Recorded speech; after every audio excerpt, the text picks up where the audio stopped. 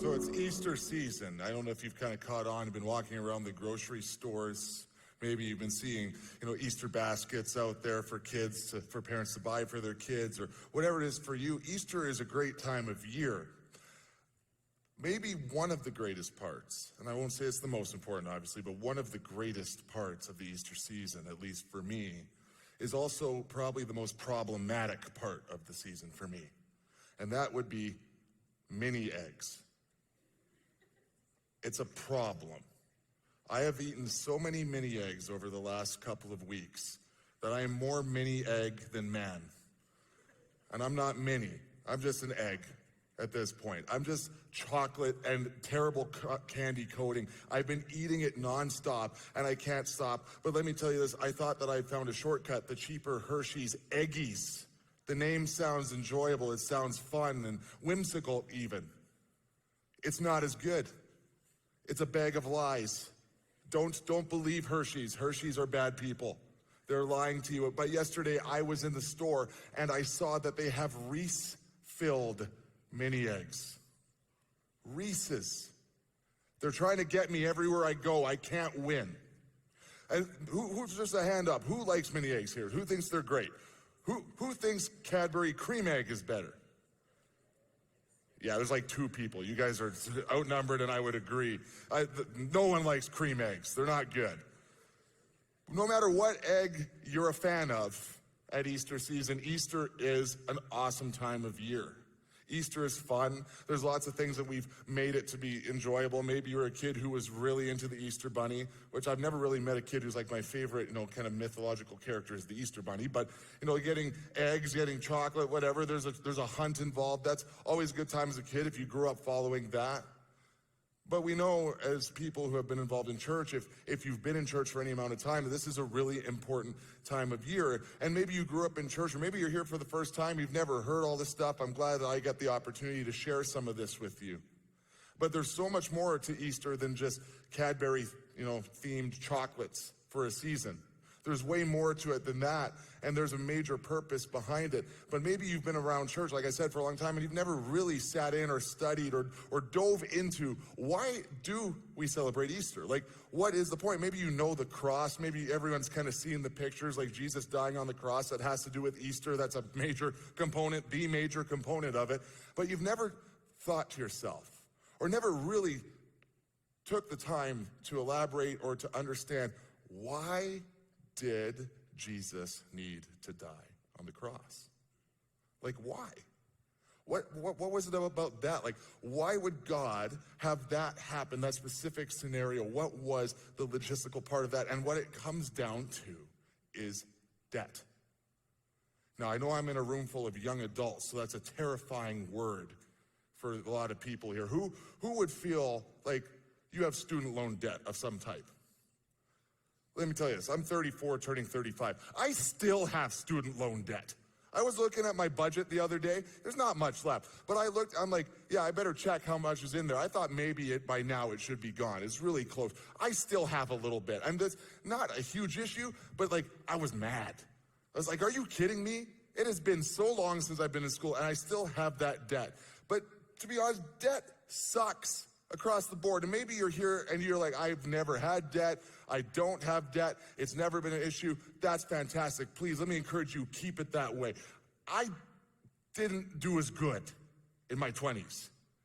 Not anything like crippling, nothing that I can't get out of, but I've had debt and I'm still paying off some debt, student loans and some other things as well. And sometimes life comes at you and you gotta, pivot, and there's situations where maybe you needed to borrow some money or a line of credit to get a car in a pinch or something like that. But I know people who have made some pretty stupid decisions with a credit card in their 20s.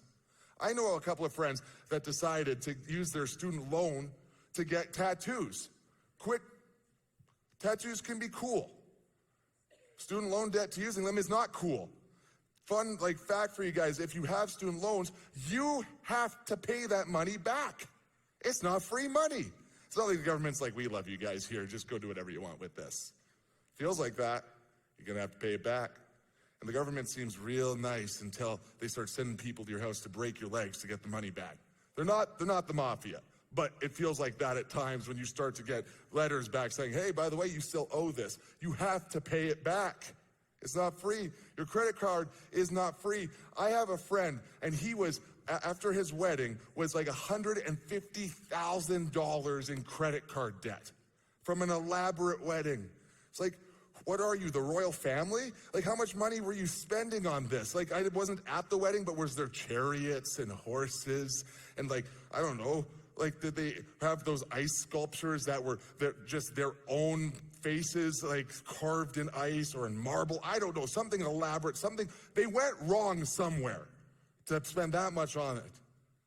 But I can't imagine, I've had some debt, and sometimes my small amount of debt feels like a lot over my life of trying to, pick away at it. But to have that type of a significant amount of debt over your head, that cloud following you everywhere, maybe you're here and you can identify with that. And I feel for you, and I want you to know that you can get out of that, for sure. It's gonna be hard work, but that's a lot. Because I know my friend, he was thinking all the time, like, oh, I can do this, but then he saw the interest coming in every single month. So if you haven't had a credit card before or debt before, you get your debt, you have to pay back the amount that you borrowed, but then every month you get, like, whether it's 8% or 20% on a credit card or whatever it is, you have to pay a percentage of what you owe. The more you owe, the higher the percentage, and you have to pay that over and over again. And when you get into a significant amount of debt, that could be hundreds or thousands of dollars a month, which is crazy because most people don't have enough money to be able to do that. And I've seen people who get into the position where they can't even pay the interest. And that's where it just spirals and your life seems to be just crippled. It's considerably similar to people that have stress and anguish because they're in gambling debts as well, because you're just crippled and under the weight of that all the time. You can never get a foot up. And ignoring it is even worse. I know there's been times where when I talk to people like that, I feel like my debt that I've had was never that significant. But there's times where it's like, you get overwhelmed, you're like, I didn't want to look at my bank account, which isn't the way to solve the problem. It's like, no debt, no problem, let's go buy stuff. That's how you get in more problems. But it's easy to get into that space where it just spirals over and over and over and over again. So the cross is about debt, not a credit card, not gambling debts, not the mafia coming to break your kneecaps or something like that. But it's about debt that we all have. Whether you have a credit card, whether you have a line of credit, a student loan, or not, we all are in debt. We all carry a debt over our lives, and it's something that we were born with. So let's take it back to the original first humans, the story of Adam and Eve. And maybe you've heard it before. If you've been in church for a long time, you probably have heard this a few times. Maybe you haven't. I'll give you a quick kind of recap. God created the first people, Adam and Eve. And there was really no problems in the world in the beginning. And you can find this in the first book of the Old Testament, the first half of the Bible, which the Old Testament is before Jesus is born. The second half after that is the New Testament, where Jesus is born, his life, and then the continuation into the church.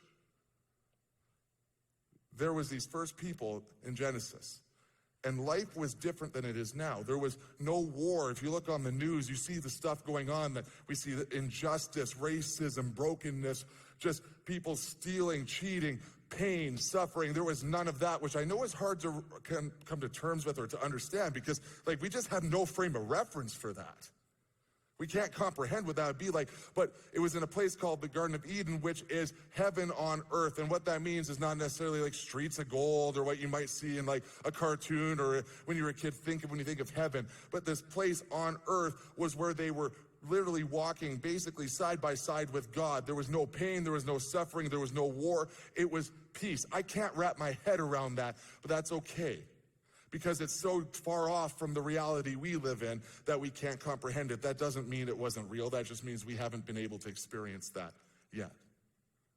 So in this place, it was intended for God to always be with all of humanity in perfection, in this place, in no war, no pain, all that stuff. The only thing that we had to do was make sure that we obey him and that we don't sin. Sin, he wouldn't even have referenced that because sin didn't exist at the time. Rebel against what he has called us to. There was no sin yet. Nobody had ever done anything against his will. And there was really not any temptation or any problems in regard to that at that time. But the only thing that they were told they weren't allowed to do, the only thing they couldn't touch, the only activity they couldn't participate in was there was one tree, one piece of fruit that they weren't allowed to have. So the enemy, the devil, the one that wants to turn all of humanity away from God, to ruin our stinking lives at all times, have us be as far from God, as far from hope, as far from light, wants our world to be in darkness and to suffer and to be just that pain that is always crippling our lives. He went and tempted Eve, which is one of the first two humans, said, go eat that fruit. You're going to be able to know the difference between good and bad, right and wrong, good and evil, just like God does. You'll be like God, and you'll understand that difference. And she goes over, she's tempted, she eats it. She goes over to her husband, Adam, and she's like, hey, you should try this fruit. It's pretty great. I know the difference between good and evil. I guess that's a big deal. Comes and eats it. And in that moment, there is this break. All of a sudden, we have separated ourselves from God. God is perfect. God is good. God is righteous. He is without sin. Not only is he without sin, he's so opposite from sin that he can't exist in the same space as sin. He is so good that any of that wretched, bad sin can't be with him. And we brought that into us. We brought that onto us by our actions. Adam and Eve did, the first humans, for all of humanity. So in that moment, that chasm, that break between humanity and God was first brought. We could no longer be just with him at all times in that state of perfection like we were designed to. And you might be saying there, okay, well, that's too bad for Adam and Eve. That's bad for all those people thousands, however many years ago. That ain't me. I didn't eat that fruit. It's not my problem. I shouldn't have to deal with that. The truth is that I understand that, but we are all born with that. It's not hereditary. It's not necessarily something that's biologically passed down. But the way I could compare it to you is like an addiction. How very unfortunately some people who have addictions can pass that on to the baby that is born to them if they're participating in that addiction when it happens. And that's biological, that's chemical. But in the same way that we pass down the traits like that, there is an addiction to doing what is wrong and what is harmful to us. That happens to us all the time. An addiction to sin, an attraction, and a predisposition to always want to do the opposite of what is good for us, even when we know.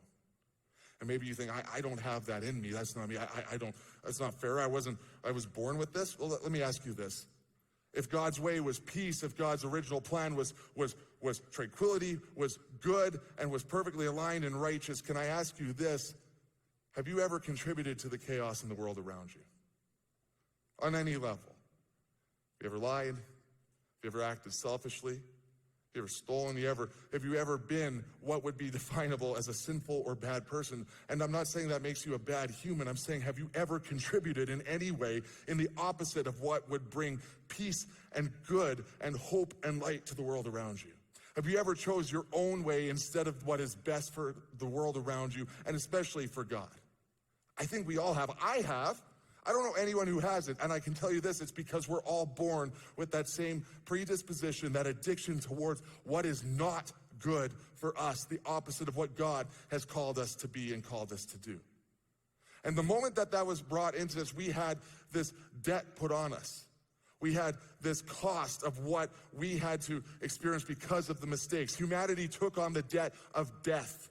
We were meant to live forever in the original plan. We were meant to live with God in perfection forever and not die. And now death and pain and suffering and brokenness has come into the world. And we not only deserve death, we deserve hell, to be separated from God for eternity.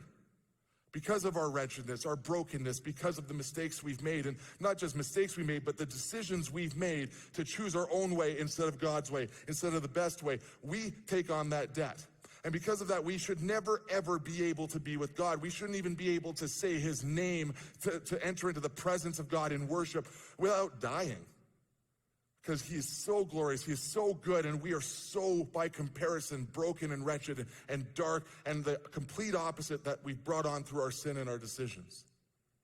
So that's real uplifting, Jeff. Great Easter message. Listen, it gets better. Because the truth is this, even though there was a debt and a weight that we could not carry, there's a debt that we really would destroy us. God never gives up on his children, ever. And you need to hear that today. No matter where you're at in your life, whether it's great right now, whether you're in kind of that middle ground, whether your life is falling apart, no matter where you are in a year, no matter where you've been, God never gives up on his children. And maybe you've never heard this before, but you were made in the image of God. And that doesn't mean you look like God when you look in the mirror. That means that there are parts of you that are communicatable. There are parts of you, characteristics, some that are like God. There are way even more that are not. But the truth is that your identity is not in all these things that the world would offer to you, that culture would offer you. The truth is your identity is that you were made by God for a purpose, that he loves you, he knows you, he died for you, and he gives his life for you, and you have incredible value because of that. So don't ever question who you are or what value you have, because you are made in the image of God.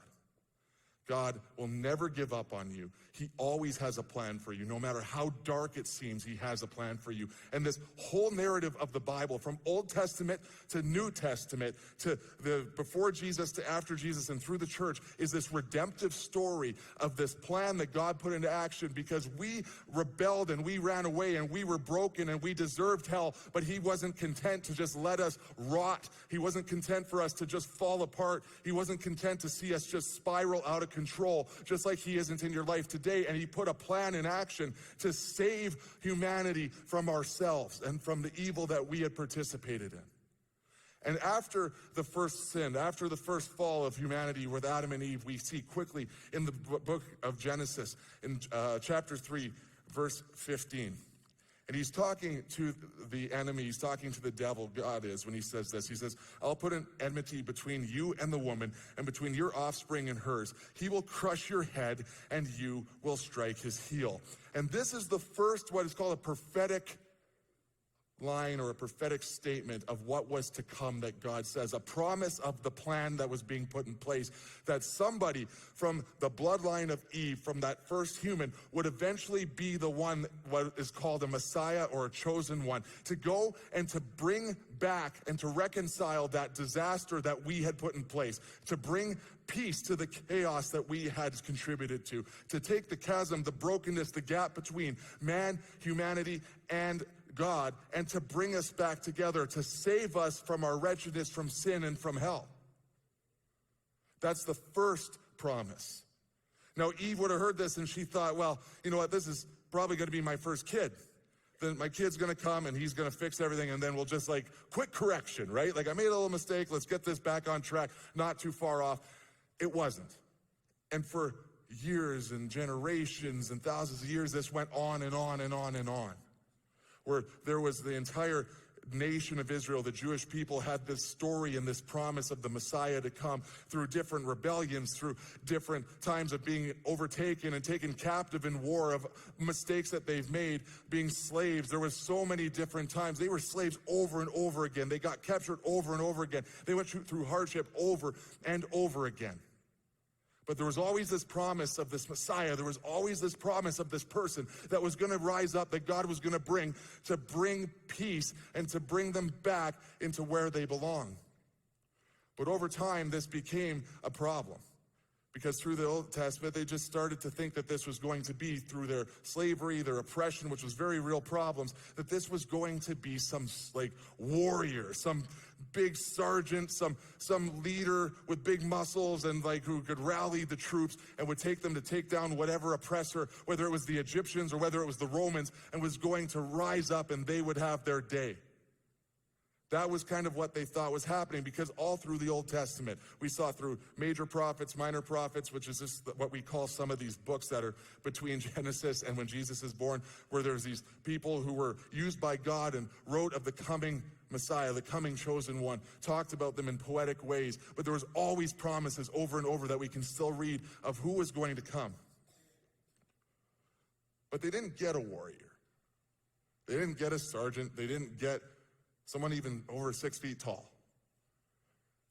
They got a baby in a cave, in a barn, however you want to look at it, in a manger, in a trough, who grew up poor, to parents that really weren't anything special, who became a carpenter, and wasn't really anything that special as far as what you would see, who was kind and really didn't show up and do anything until he was in his 30s. They got Jesus. Jesus was a completely different idea than what people were expecting. But he was exactly what we needed. Because there was something about that debt, we could not pay it. The only way we could pay it was with death, with hell, with separation. That was the only thing we could have. It was just a cost to us. But like I said, God was never done with us, and God was not done with us. So he put this plan into action, and Jesus was born. Not to rise up and take out the Romans, which was the oppressors at the time when he was born, some 2,000 years ago, the Greco-Roman Empire, but to go and to actually change the world the way that God had called it to be. So we couldn't take on the debt, someone else had to. And because Jesus had a supernatural birth, unlike us, he was born to a virgin, because he had this supernatural, spectacular birth, he didn't take on that inherent sin, that sin nature, that debt, that predisposition, or that addiction towards doing what is wrong. He wasn't held down by it. But I will say this, he was 100% tempted in all the ways that we would have been tempted. He was tempted to sin. It would have been easy for him to sin. And you better believe that he had a lot of opportunities, and that the devil, the enemy, wanted him to sin, because if he sinned, he would have broken and become negligible and actually not able to fulfill those prophecies that the Old Testament was talking about. Therefore, he could not be the Messiah. He could not be what he was called to be. He could not do what he came to earth to do. He was 100% God, but he was 100% man, in the sense that he felt everything that we would feel as far as being tempted to do what is wrong. But he didn't. He never sinned.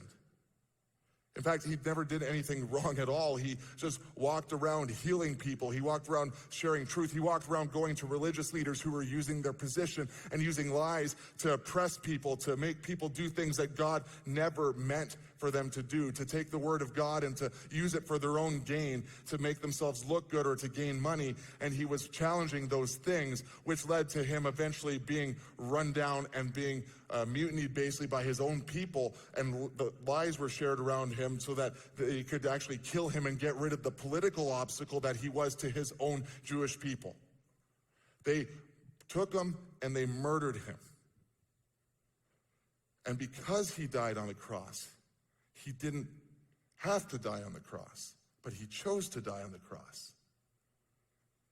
He cashed in his divinity, and he cashed in his perfection, and he covered our debt with it. Because he didn't have to, but he chose to, he filled that gap that we never could. He didn't have to go through pain, excruciating pain. He didn't have to go through suffering, but he did. He didn't have to have his hands pierced and his feet pierced and hung on a cross to slowly suffocate as his hands and his feet are bleeding out, as he's just sitting in the sun being tortured in a way that is the most awful and horrific way that anyone can really die in history. This is like the worst torture way of dying. This is worse than the electric chair. This is worse than hanging. This is worse than anything that we've ever done or do today, for sure. Historically, it was whoever designed this was twisted. The cross was not exclusive to Jesus. Many, many, many people through history have been killed on the cross, and it is one of the most particularly evil ways that humanity has ever come up with killing people or putting people to death. He filled that gap. He died on the cross because we contribute to the chaos in the world around us. And that's a pretty light way of saying that we do the opposite of what God has called us to. The truth is, we're wretched. We're broken. There is a darkness in me that no matter how much I know that I want to please God, I am always predisposed, and I do what is not good for me. And yeah, we can scale that. You might know someone who does something way worse, or you used to do something way worse, and that's good. That's good that you've gotten past some of those things. But no matter how much you work on yourself, no matter how many self-help books you read, what podcasts you're listening to, how much you go to your therapist and talk about stuff, you are never going to find perfection. It doesn't matter how many soup kitchens you serve in. It doesn't matter how much you recycle. It doesn't matter how good your friends think you are. You will never be good enough to bridge that gap. You will never be good enough to find that debt gone. It's not that I'm saying this because I want to be mean. I'm telling you the truth, and I love you too much to not tell it to you.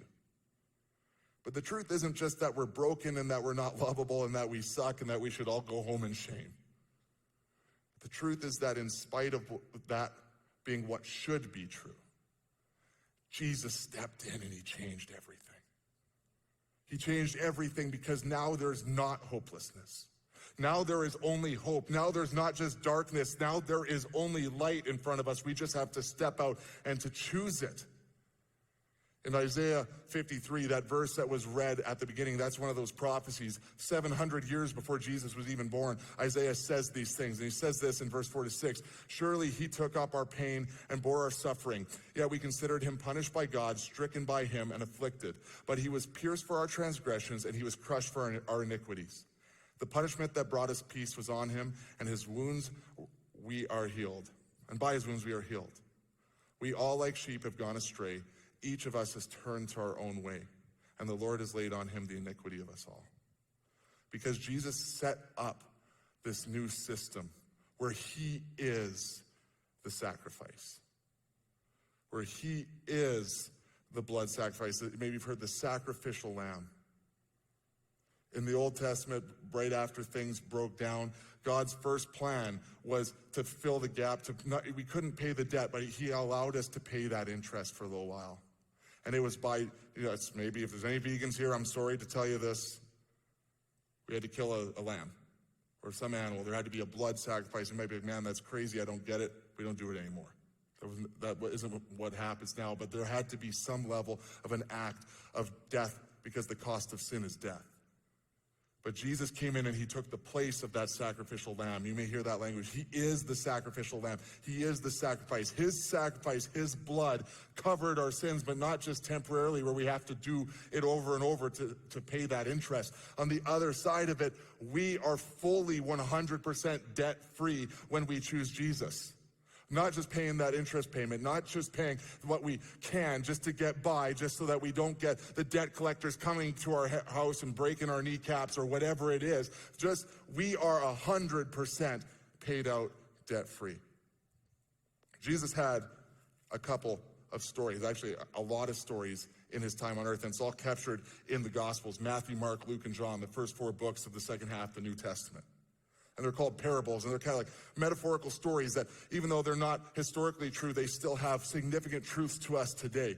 And we can learn so much. He wanted us to think. He wanted us to really look at this, but there are some universal truths that we can find in these parables. And one of the ones that I love a lot and I want to share with you today is called the parable of the lost son.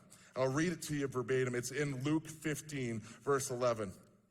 Jesus continues, said, there was a man who had 2 sons. The younger one said to his father, Father, give me my share of the estate. So he divided his property between them.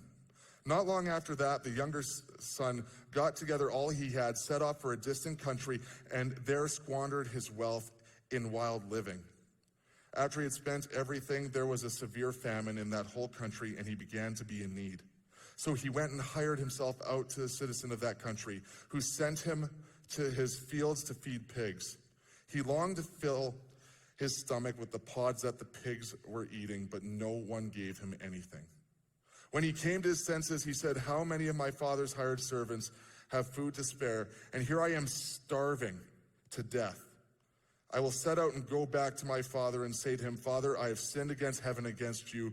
I am no longer worthy to be called your son. Make me like one of your hired servants. So he got up and went to his father. But while he was still a long way off, his father saw him and was filled with compassion for him. He ran to his son, threw his arms around him, and kissed him. The son said to him, Father, I have sinned against heaven and against you. I am no longer worthy to be called your son. But the father said to his servants, Quick, Bring the best robe and put it on him. Put a ring on his finger and sandals on his feet. Bring the fattened calf and kill it. Let's have a feast and celebrate.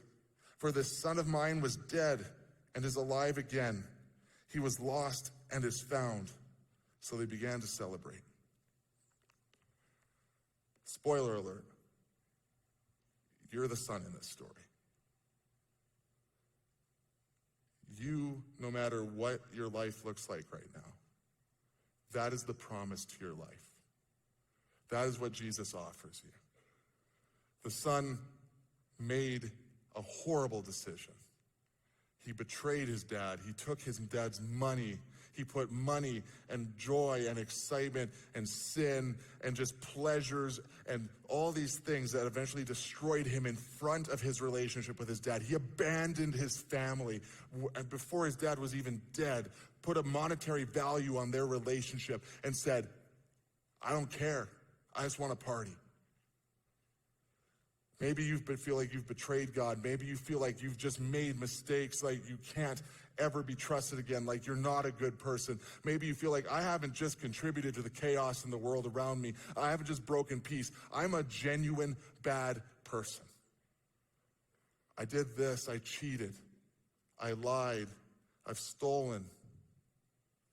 I just keep making these mistakes. I'm addicted. I have a drug problem. I have a substance abuse problem. I'm an alcoholic. I have all these things in my life, and I just can't get them under control. My money issues are terrible. I keep having these bad relationships. I am the bad relationship. I have all these things that are spiraling, and it just seems like I'm never enough. Maybe you grew up in church, and you ran off, and you just haven't really come back, and maybe you're shocked you're here today. Maybe no one knows how far you are from God. Maybe everyone thinks you're there, but you're actually like the son in this story. In your heart, you're so distant. You haven't pursued God. You haven't been seeking after him. You haven't read the Bible. You haven't prayed. You haven't really, truly chased after God in years. You've been putting on a show, just keeping up appearances. Or maybe you're here tonight and you've never thought about this before and you are far from God because you never even knew he existed. But you think, man, I'm so far, Jeff, like I'm so different than this. I can't even comprehend.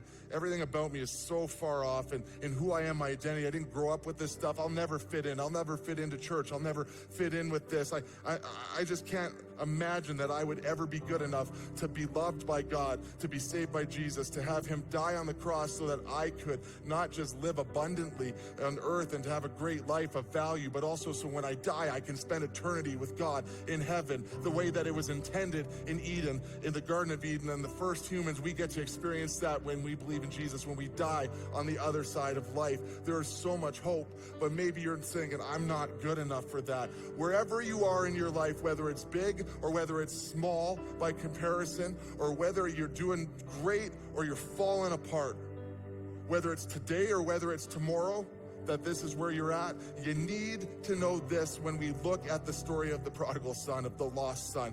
Whether you're in any of those spaces, you need Jesus. The whole world needs Jesus. Your friends need Jesus. Your family needs Jesus. The world is falling apart, and it's because there is a disconnect from us and from God. There is a chasm between how we were designed to be and how we are living and what we seek after, what God has called us to, and the things that we choose. And the answer to that chasm is Jesus. And yeah, I've heard people say when we look at the world, y'all need Jesus. Yeah.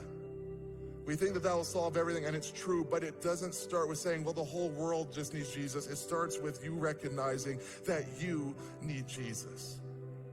It starts, the way the world changes is by individually more and more people knowing who Jesus is and allowing him to change and to refine their lives, to refine your life in a way where you not only know him, but you speak, you think, and you do things differently because you want to replicate the way that Jesus lived his life. That's how we change the world, but more importantly, that's how you have your whole world, your soul, who you are changed. you need Jesus. You've been running and it's been exhausting and you just keep going. Maybe you're successful in business or successful in school. You've had good relationships, you're good looking, whatever, life's great. There is a point in your life where you will feel completely empty. And I think if you're honest with yourself, you're missing something if you don't have Jesus in your life. Maybe you're a Christian and like I said, you've been kind of, on the outskirts here. No one would really know, but you haven't felt connected in a long time. You've been participating. There's a sin that you just keep doing over and over again, and it's just troubling you, and it's keeping you further and further from God. It's time to fully embrace Jesus, to remember that the cross doesn't just mean that we get to celebrate with Easter candy and a dinner. It means that we get to celebrate that our lives will never be the same, and we're never too far from the Father to come back home. And he's not there waiting to scold us to say, nah, look what you did. No, he's talking to us, and he's calling us back, and he's excited. He's like, let's celebrate because you're home. I don't care where you've been. I don't even know what you did. It doesn't matter.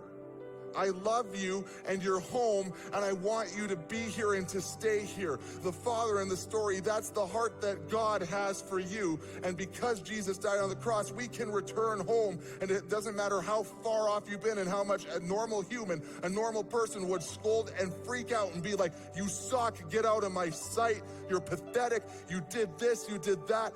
Jesus brings us to God and says, I love you, and you don't need to fear anymore. You don't need to run anymore. You don't need to panic anymore. You don't have to feel like you're not enough anymore, because Jesus makes you enough. So don't run away anymore. Don't think you're not good enough to be loved, because the promise of the cross is that you were loved so much, and you are loved today so much, that Jesus went through insane pain and suffering for you. God never gives up on his children, and he will never, ever give up on you.